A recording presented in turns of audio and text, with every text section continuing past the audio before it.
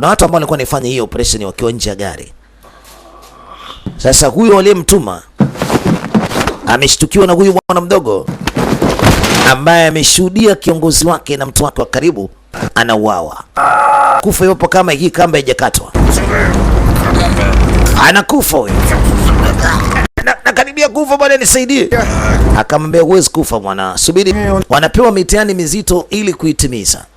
Na kama vijana 10 wanaenda, 2 ama 3, wenda hata mmoja ndiye anayebaki. Mazoezi yao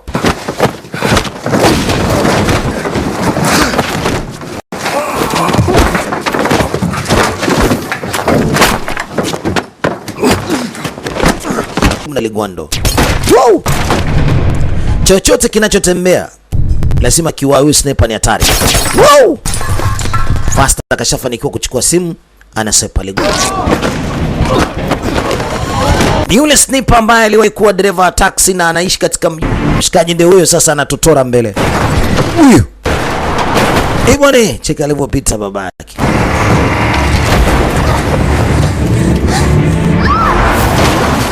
Pamoja na majaribio yao, unaweza ukatoka umekufa ama ukiwa na majeraha ya kufa mtu.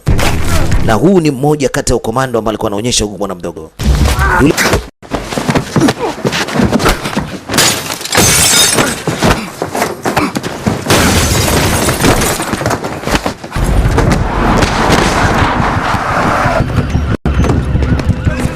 Bwana, vitengo wamekuja wengi.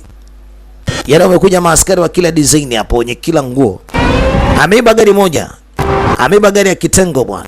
BMW sijui. Labda kwa sababu ya ndevu jamaa kakao ovyo ovyo.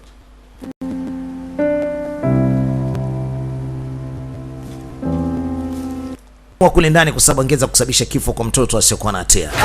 Na ameamua kuja kuchukua maamuzi, kuja kumficha. Wow. Kia kitambo anatembezea kichapo. Anachukua parachuti nyingine lakini sehemu inapasuka. Anavyoendelea tumeshaambiwa kwamba kisheni ujamaa anakufa, yaani mumtuange afe.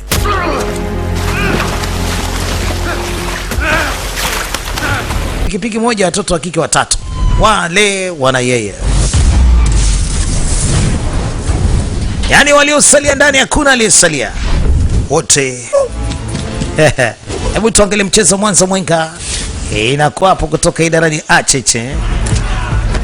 Wamekuja kama wore. Tuendelee kuangalia vitu vya nguvu hivi hapa kutoka idarani Acheche.